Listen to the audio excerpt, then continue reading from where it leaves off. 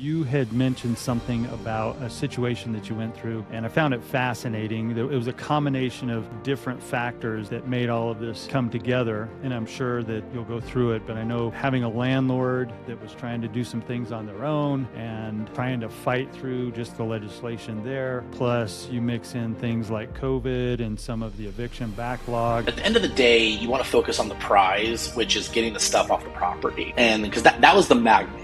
The magnet to them is their stuff, right? And so we were trying to work as fast as we could to get the stuff off the property and gone. They were coming back at night, in the middle of the night, because, this type of person does not sleep. They're chemically enhanced. We had a front gate. They knocked down the front gate that we had padlocked. We had literally boarded up the house, and they had unscrewed the boards, and broken in, stole the front door. So they were coming back, and it was, you had to laugh because they're like, it's frustrating. I was all get out. My client was, of course, just distraught, but you almost have to laugh because we would call the sheriff when they would come back in the middle of the day. Welcome to the Property Management Success Podcast, where we interview leaders in the industry to uncover the secrets to profitability, efficiency, and achieving true freedom, whether it's your time, money, or lifestyle. I'm your host, Tony Klein, and I'm here to help you build a wildly successful property management business. Let's get to it. Hey, everybody, it's Tony again, and back with Lee Arnold today. And Lee is an industry leader in property management, focusing around technology and customer client service, and he's got a really good, interesting story. And so we're gonna jump into that. But before we do that, I want to welcome Lee to the show. Lee, welcome. Thanks, Tony. Appreciate you having me. Thanks for having me on here. Yeah, sure. So let's talk a little bit about, just real quick, briefly, who you are, where you're from, what kind of business you run. Give people an idea of the operation that you're running. Yeah, absolutely. So I've been in the industry for 25 years now. I literally started when I was a senior in high school. And I started strictly in property management, and then started my own company a little over 10 years ago, which is Benchmark Properties. We're located here in San Diego, California. Been born and raised in San Diego, and so very spoiled here with our beautiful weather and our awesome climate and beaches and everything else that we have down here. So shameless plug that if you're looking to relocate to San Diego or have a client, love to chat with them. But absolutely love it here.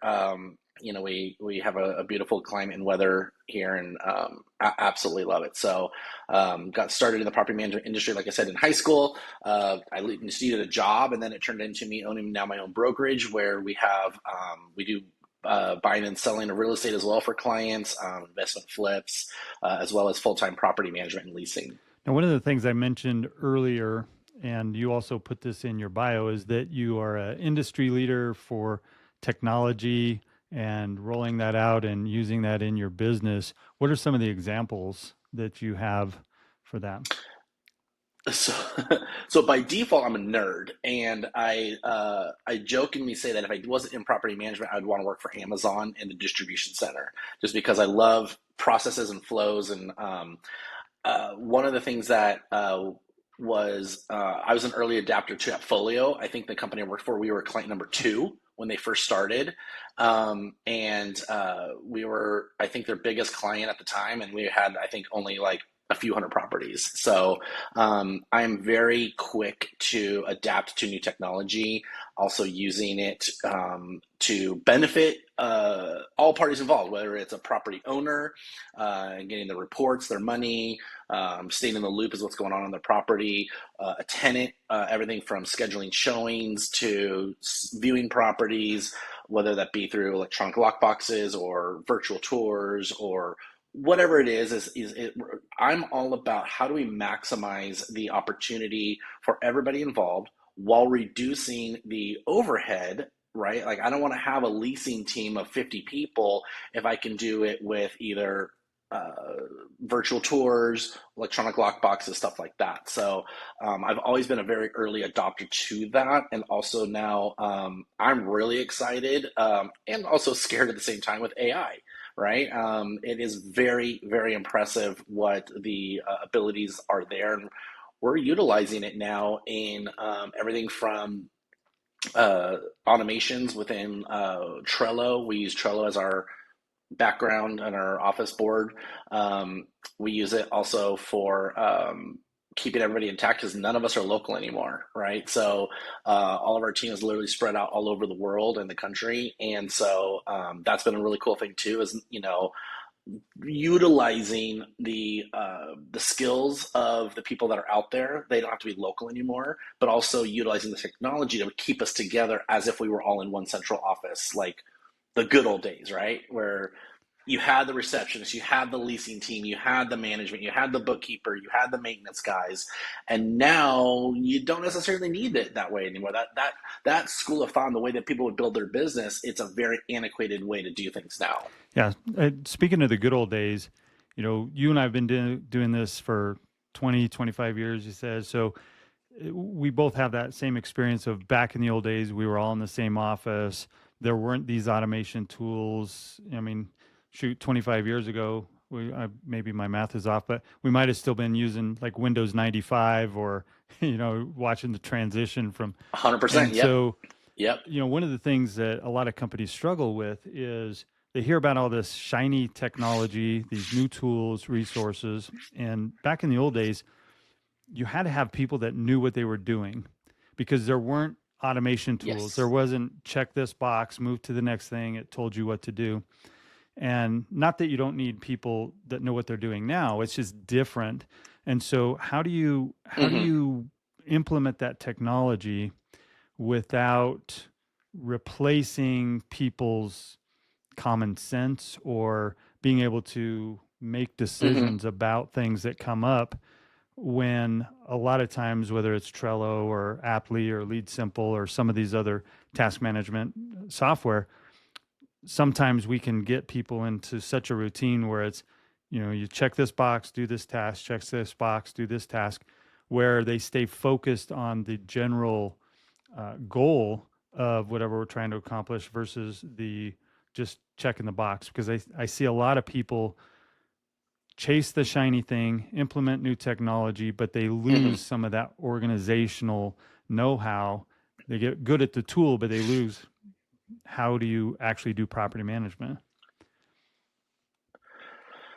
It's a tricky, yeah, that's a tricky question because, like I said, back in the day, when I started, we didn't have email, we didn't have a website. It was still everything was done by the phone. You're putting newspaper ads in, faxing the newspaper ads in, right? And so when I started, I was being trained by a great group of people, and there was no system. There was no process. I couldn't pick up a book or pick up a flow chart or anything like that to know what the next steps were. And so, out of necessity, I literally created a Word document. So, you're going back to Windows 95. I created a Word document with little boxes, and it would say, from start to finish, here's each step. And I literally wrote it so much that it was dummy proof because my thought was that I am, like probably many business owners, very much an ADHD person, right? And so my brain is always going in a million different directions. So I frankly don't remember the next step half the time.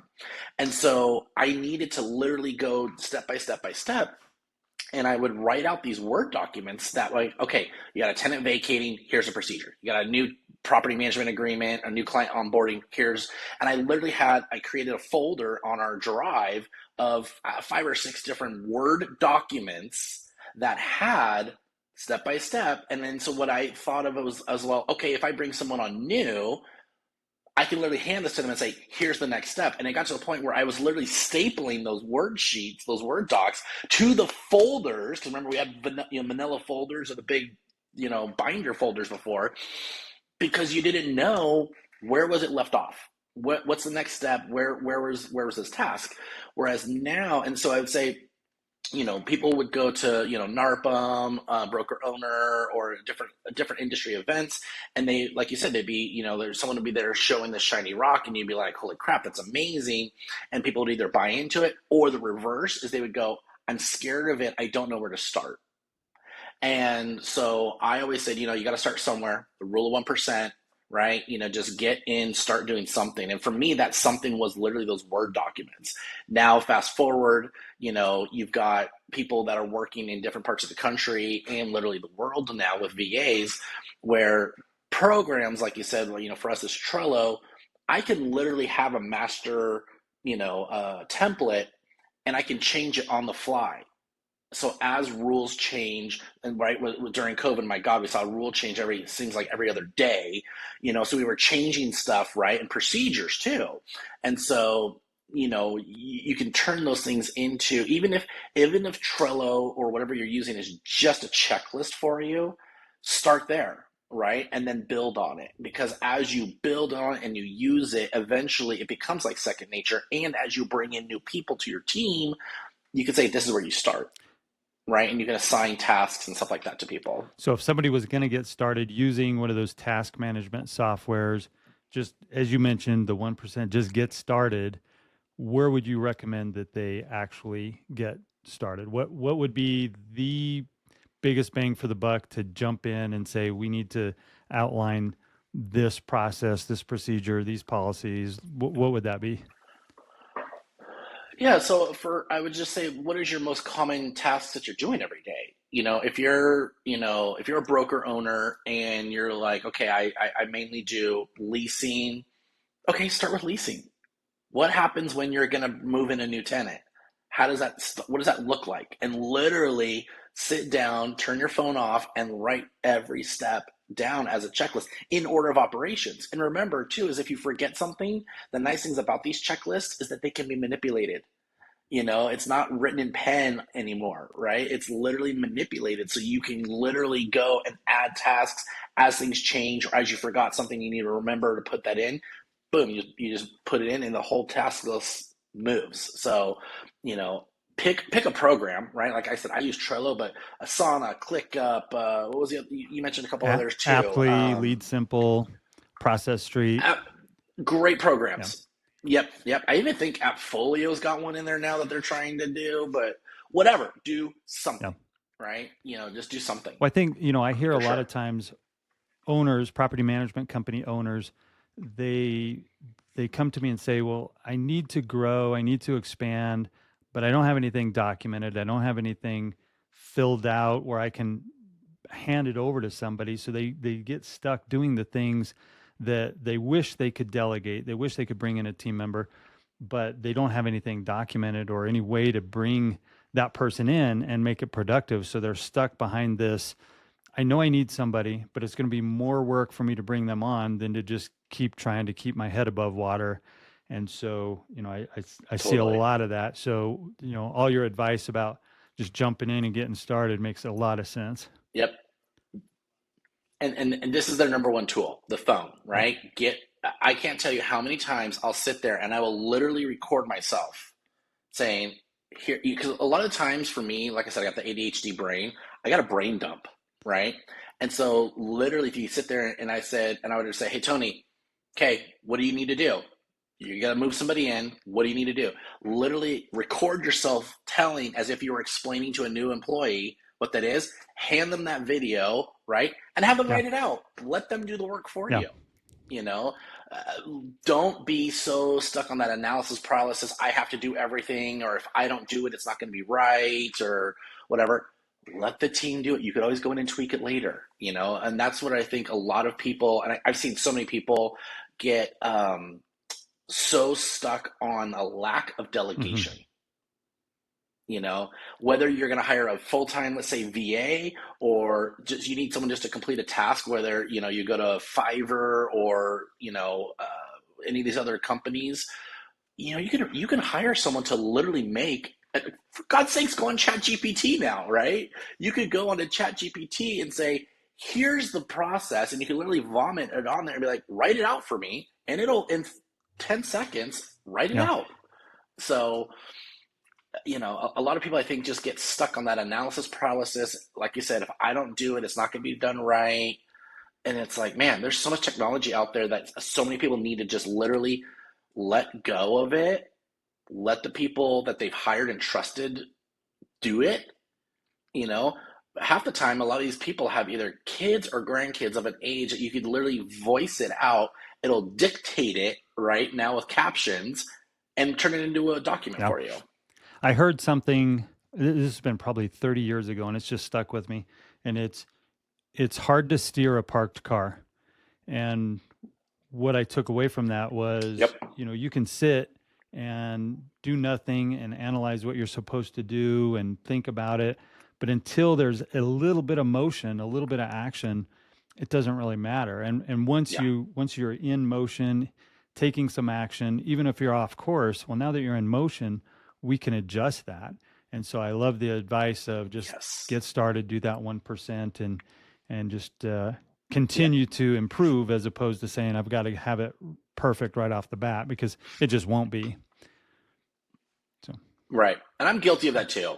Half the time my stuff is I don't want to launch something until it's perfect. And then I literally have to talk to myself in the mirror and be like, just launch the dang thing. It'll be fine. Your staff's not going to leave yeah, you. Like it's going to be yeah. okay. So, yeah, no, it's been good. Well, Lee, I want to switch gears just a little bit, because the reason I reached out to you to have you on is you had mentioned something about a situation that you went through, and I found it fascinating. It was a combination of different factors that made all of this come together. And I'm sure that you'll go through it, but I know, having a landlord that was trying to do some things on their own and trying to fight through just the legislation there. Plus, you mix in things like COVID and some of the eviction backlog and some of this. And so I'd love to have you tell that story here for our listeners. Give me a little bit of just a teaser of the situation, and let's go back and talk about sort of how that all came to be. And then I'd love to have you walk us all the way through the resolution. And then, as important as the story, what were some of the highlights that you were able to take away and implement moving forward that became a part of your standard policies or processes? What are the key takeaways from it? Yeah. So the teaser reel, right, is that we had a squatter on a property who was living on the property for over 5 years that we know of, and he was not. I don't even know if he was renting out space on the property or what. But you had at one point we know of 6 people living in vans, broken down cars, 2 motorhomes, box truck, all kinds of different dwellings per se. And it took my property owner, my client, she started back in 2020, I want to say. And unfortunately, just was in a horrible situation due to the California landlord laws that are out here, but also COVID. So I'm happy to say that the resolution is literally today. We were actually out of the property, taking photos, preparing it for sale. So there is light at the end of the tunnel. Well, it's good that we've got that light at the end of the tunnel that we're working towards. But let's take us back to the beginning. So, how did the situation come about? How did the squatter get in there? Do they know any of that in the very beginning? Yeah, so it was a weird situation, and the my client came to me as a referral from one of her friends, and one of our mutual friends, and she just called me just out of desperation, saying, "Lee, I don't know what to do. Where do I go from here?" I said, "Well, okay, what's going on?" She said, "Well, my sister passed away, got cancer, very very sad situation. Before she died, she deeded the property over to me, and we had a sister gentleman's agreement that I would sell the property after her passing and divvy up the sale proceeds to the rest of her siblings." So kind of a handshake agreement, but at the same time, nothing official, right? So the only thing that was official, thank God, literally was that she deeded the property legally through the court system and the county of San Diego. So we actually had a deed recorded in a normal transfer. Um, and her boyfriend, the gal who passed, this gentleman, he uh, decided that upon her passing, that this was now his property, and that because he was the boyfriend of the original owner, that just because the property was deeded, that was not a true and legal way to transfer property. I mean, you can't make this stuff up, right? And so, unfortunately, there was heavy drug abuse involved in the situation, and so during their courtship, they collected things. And so they brought on all kinds of just random stuff to the property. Now, to paint the picture, the property is flat. It's about shy of an acre. There's a cute, which what I'm assuming it's not cute now, but I'm assuming it was a very cute beach house bungalow in the country, right? So you picture like the quintessential Huntington Beach, San Diego Beach house, like super cute with the front porch, the whole deal. And I imagine at one point this place was just adorable. But when you have collectors who are bringing in, let's be honest, it's trash, but they see, one man's trash is another man's treasure. Okay, fine, whatever. But they're literally bringing stuff onto the property. They're hoarding. They're allowing now other people to live on the property. So now you have vehicles. We had one, two, three. We had 3 sedans on the property, an SUV, a box truck, 2 mobile homes, a cab over camper, 2 broken down Ford F-150s, and I'm forgetting something. So, right, 10 vehicles on this property, plus a house. And the irony was that the characters that were living on this property, some of them were actually very cooperative, and I actually worked with them. They were great. Some of them, I literally called the cops on multiple times and said some choice words to them. But the overall theme there was like, well, Bert, this gentleman is letting us live here. I'm like, okay, well, he doesn't live here anymore. So my client finally called me and said, Lee, I don't know what to do. And I said, okay, show me what you got, show me your communication. And so here in California, the unfortunate thing on her end was that this all happened right when she asked him to move, and he said he would. Boom, COVID happened. And Lee, all of this happened so far. All this happened before you knew of the situation, right? I was not in the picture. Yeah, yep. I was not involved in the situation. This was the boyfriend of the gal who passed. And so now my client, who's now the owner of the property, is asking him to now vacate the property so she could sell it per her sister's wish. And he pretty much says, nope, I'm not going to. I own the property. I live here. I own it. And so my client's like, I don't know what to do. And then COVID happened, so the courts are shut down. There's no lease agreements, of course. There's nothing, right? And so, and of course, there's no rent being paid. My client, unfortunately, is left paying the property taxes. There's no utilities on the property.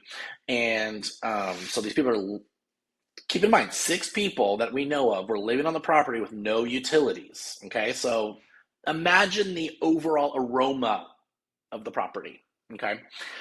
So then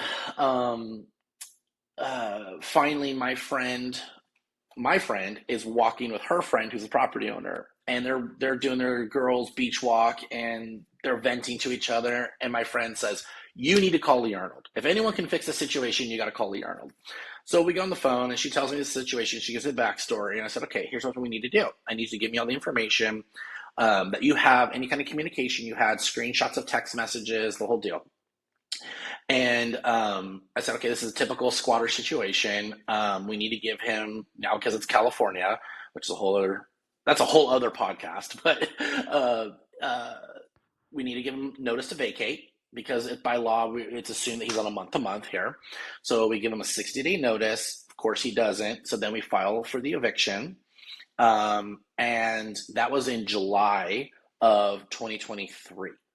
So here we are, literally almost on the last day of July 2024. So it took us almost an entire year to go from getting a court date, of course, him contesting the eviction, literally him going to tenant legal aid through UCSD, which if they're listening, I hate you guys. You guys suck, but that's okay because you guys are scumbags.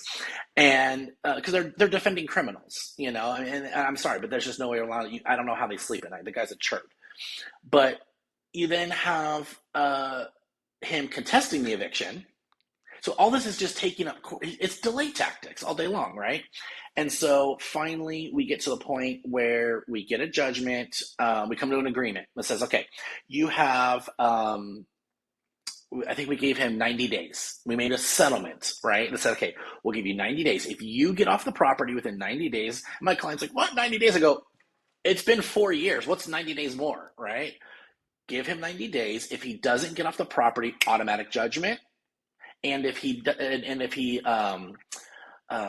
leaves any of the stuff on the property, because again she's worried about all the stuff, it's automatic trash. So he agrees to that. We sign it.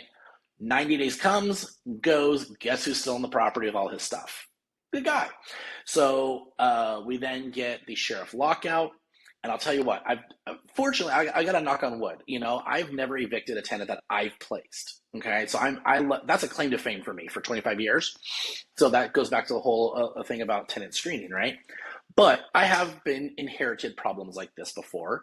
And when I've had to do a sheriff lockout, they're pretty peaceful. This one, they literally had guns drawn on people. They had 3 sheriffs who were all women. And let me tell you, these women were badass, okay? These gals were not to be messed with. They were going to grab everybody and get them off the property, and they did. They literally physically removed about 6 people off the property, 2 dogs, and then got them off the property. We got the judgment, the whole deal. We got the writ of possession. All good. The sad thing was, obviously not the whole story, there was 20 cats on the property. And they were in this kind of like enclosed atrium thing. And I was sitting there saying, oh my gosh, what the hell am I going to do with 20 cats? Like, like all the other stuff on the property, whatever, it's trash. I'm not worried about that. Like, literally, I'm like, these are live animals that are stuck in this property. And where this property is, it's hot right now this time of year. It's not uncommon to hit 100 degrees. And so I'm thinking these poor cats don't have any food, no water. They're stuck in this enclosure. I could be a jerk and open the door and say, good luck. But in that area, I'm feeding the coyote population, right? And so fortunately, I've got some really wonderful friends who stepped up. I made a couple phone calls. I called the local San Diego County Animal Control. They were completely useless. They literally said, I have to trap them, bring them to them. They will spay and neuter them, and then send them. They will actually release them in the wild. I was like, so pretty much what I was going to do, but just skipping the spay and neutering part. Like, you're literally feeding the coyote population. Thanks, guys. So I called my friends. They have a cat rescue group. They were able to come up and trap. They found 16 kittens. And so what's really cool about that is the 16 kittens were actually able to be spayed and neutered. And they were actually rehomed because they were young enough that they could be domesticated. And so the other 6 to 7 cats that they ended up trapping, which took about a week. It took about a week to trap these cats. They were going to spay and neuter them as well, because I didn't realize this. Side note, cats can reproduce in like 8 weeks. I was like, what? That's insane, So, the vet was like, dude, you need to get these cats spayed, because if they don't get spayed, you're going to have literally 30 something cats here in the next 3 months. I was like, oh my God. So we got them caught. They're spayed. They're all caught and neutered now. And what's really cool, though, is that they are actually, through this group, being rehomed to be what they call working cats or barn cats. So they will, because, they're not going to be domesticated at all, right? They're not going to sit there and let you pet them and be cozy up on these are hardcore street cats, right? And so they are literally going to be working cats to work on the farm. And so there's actually a lot of groups of farmers and people out here that have barns and stuff like that. Yes, in San Diego County, we do have barns in rural areas, so it's not just Top Gun. But those, at least, because my concern was, I don't want these cats euthanized, right? And then if they get to be coyote bait, I guess that's a circle of life. But I do have a heart. Despite my fact I'm a dog person, I do have a heart and realize these are living human, or not human, but these are living animals, and they didn't choose this Sure. life. That's the key. These scumbag tenants, they chose this life, right?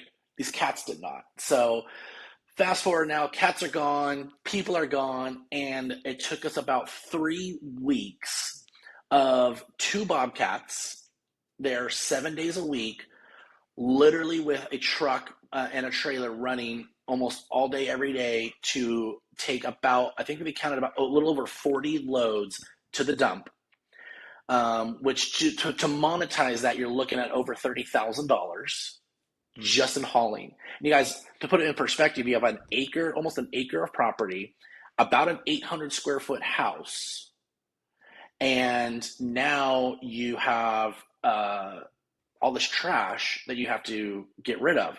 And let me tell you, so this is something interesting. So as we had the bobcats there, and we're literally scooping up the stuff, pushing it into piles. Mind you, we're also trying to be careful, make sure there's no any loose cats that we don't know of and other animals.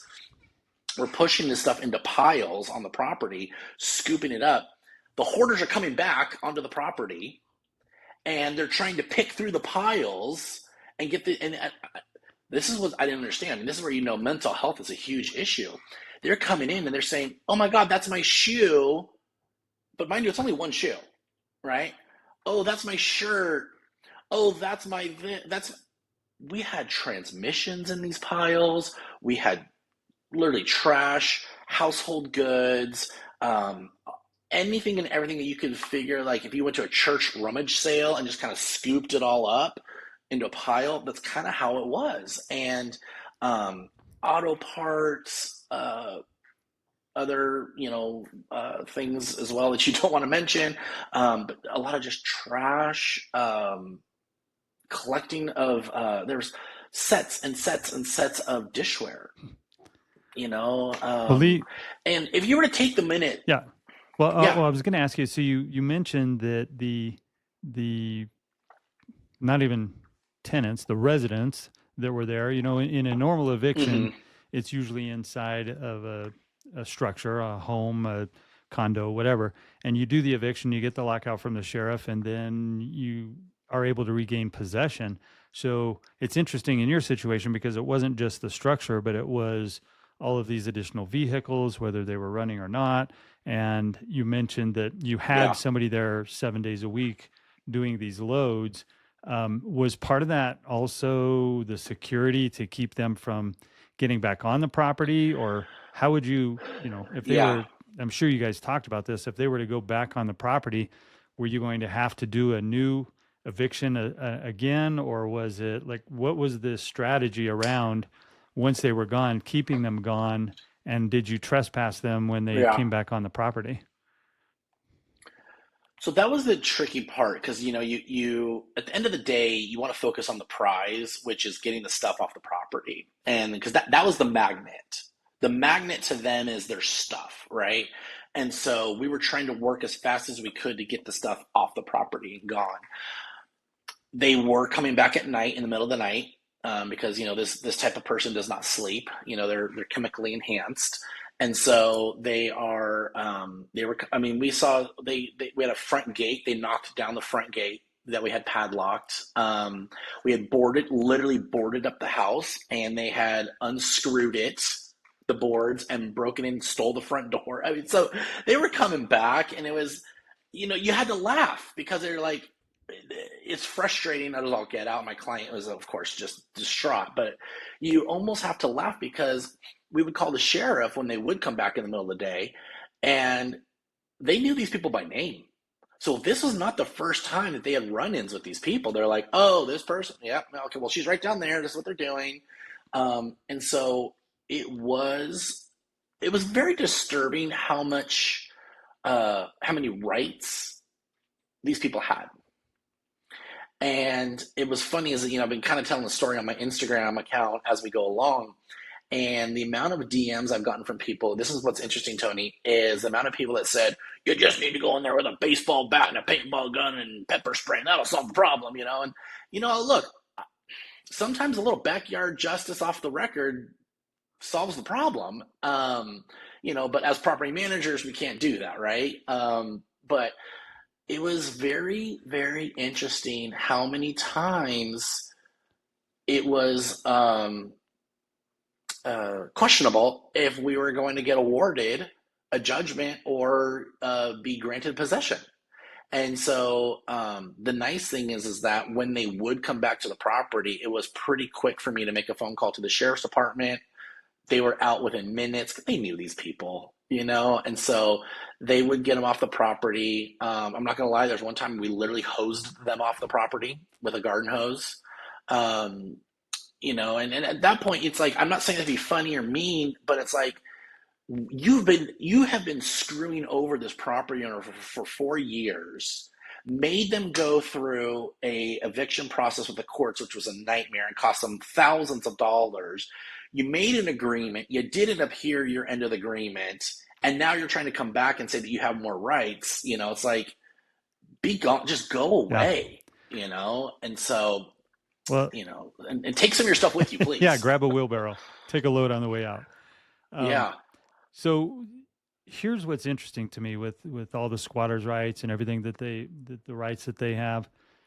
You have a landlord, and luckily, I guess luckily, it sounds like this property was paid in full.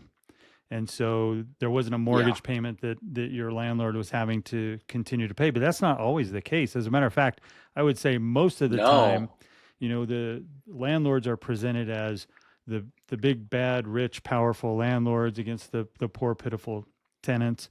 And, in some cases that's true. But in most cases, the media has just presented it. It's Most not. single family rentals Yep. are owned by somebody that owns 2 or less properties. And those Yep. people depend With a and they mortgage. depend on that cash flow to pay the mortgage and possibly make a little bit of profit to be able to reinvest in that property and eventually have that help them with their retirement down the road. And so luckily in this case, you had somebody that didn't have that mortgage, but they still had all the expenses of carrying that property for 4 or 5 Yes. years. And so do you have any advice as going through this process if somebody does have a situation where you have squatters or the laws are not favorable for landlords? I know in Colorado and California and Oregon and Washington and some of these other really tenant friendly states, but even across the country it seems like landlords are losing their private property rights at the expense of the people who vote in the district, which is the residents. Do you have any advice, or what did you learn through this process about that? Yeah. So the unfortunate thing with this situation is this person, my client, the property owner, didn't sign up to be a landlord, right? I mean, she was at the goodness of her heart trying to help her sister. So for her, it was more of I'm stuck in this situation. What do I do now? Right. Going forward, I have straight up told all my clients, I get calls all the time. Hey, Lee, we're thinking of selling or renting our home. What should we do? And it's more of, okay, what is your long-term goal? In San Diego and Southern California, we have a huge military population here. Some of them, it's that we want to hold our house so we can come back to it. Some of it are they're relocating for a job, but they know they want to retire in San Diego. Those people, I'm saying, okay, go ahead and hold on to it. Make sure you hire a property manager who knows what they're doing, focuses on tenant screening, because that's the number one thing you got to be focused on is tenant screening. And then, rent it out, they'll hold it for you, and then you can come back. But a lot of people, it's like, well, we want to have investment property, which is good. I mean, that's a great long-term wealth strategy, but California is not the state for you. Unfortunately, California has gone so far where, and this is not a political thing here, but it's just gone so far where you have a situation like this where the landlord has zero rights. And like you said, if when we were sitting in the court, hearings, I heard multiple cases ahead of ours where it was, mom and pop people that had squatters and tenants that, were victims where the court proved them that they weren't victims. In the meantime, some of these people were without rent payments for 9, 10, 12 months. And that could wipe out a lot of people. A lot of people don't have reserves to carry that. And then let alone collect that Sure. back from these people too. That's the other part of it, right? So in this situation, we're not going to get any money back from this guy, you know. So it's really sad. So I would say, bottom line is what's your long term goal? Um, don't invest in states like California. I hate to say it, but states like California are not tenant friendly. I'm saying landlord friendly. They're very tenant friendly. And I'm not about being a slumlord or a big bad, like you said, big bad mean old landlord. I'm all about doing what's right and fair. But I look at it as if you don't pay your rent, get the hell Mm-hmm. out. And look, here's the thing. Over my 25-year career, I have had plenty of people come to me and say, Lee, I just lost my job. My spouse died.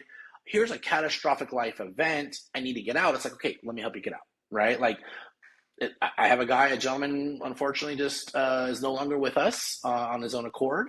And I'm working with his family right now to be like, okay, what do we need? Like, let's help you out. Like life happens. But when you're forced into a corner like this situation, you don't want to be on the side of California landlord law that says, well, sorry, you have to not only pay for the property to be maintained while they're living there for free, we're also not going to allow you to collect on it.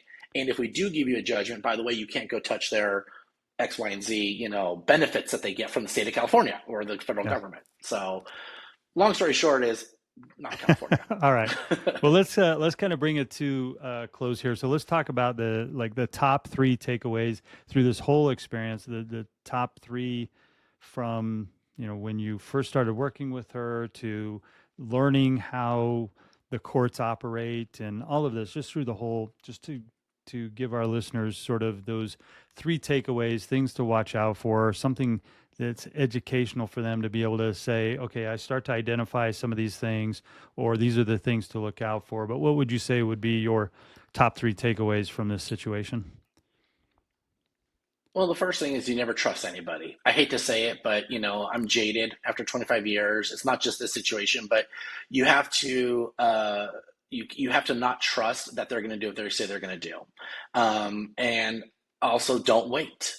Do not wait for somebody to force you into a corner. Because at that point, then it's almost too late, and you're going to wish you had started the process, whichever that process might be, a long time ago. And at the end of the day, probably my third thing would say, if you don't know what you're doing, hire the professional, and it's okay to ask for help. By hiring the professional, you're saying, I don't know what to do. Take care of this for me. That's why you hire an attorney to help you out with. That's why you go to the car mechanic. That's why you go and hire the people who are the professional. We could all probably figure out how to put a water heater in, but at the end of the day, you want it done right, and you want to have hot water tonight. So, at the end of the day, don't trust anybody. Document everything, and don't Yeah, wait. good advice. Okay, so one last question for you. And there's no Yes, sir. additional parameters around this. So take it with, interpret it how you want. But if you were to go back in time and ask yourself, or I mean, sorry, if you were to go back in time and tell yourself one thing that would help you in the future, what would that be? Ooh, I actually know that answer. So that would be, don't be scared and look out for yourself. All right. Lee, it's been a pleasure having you on. I really, the story just caught my attention, and I've been fascinated by it. And so, if other people wanted to follow up and hear a little bit more about the story, like you said, you're getting the property back now. So, how could people follow up and be in touch with you, whether they have a similar situation that they want to share or ask you questions about, or just reach out and talk to you in general, or they have a referral for you where you've got somebody that does have a property in California and they need a manager? How would they get a hold of you? So I love Instagram. So my Instagram handle is the Lee Arnold, and that's actually for all my socials. If they follow me there, they'll actually kind of see the process that we've gone through, and we're also we actually have been doing a video documentary about this. So we'll have the full story up here, hopefully in about a month. Because like I said, we just took photos and videos this morning for the property to be sold. So, and I'm like for this situation, I'm all about education. I don't know everything, so I like looking out and reaching out to other people. But I also love sharing and paying forward what I know, if I can help somebody. Please reach out, slide into my DMs anytime. I'm happy to chat with anybody, give advice, feedback, whatever. Perfect. All right, Lee, that's a wrap. Thanks. Thank you, Tony. Appreciate it.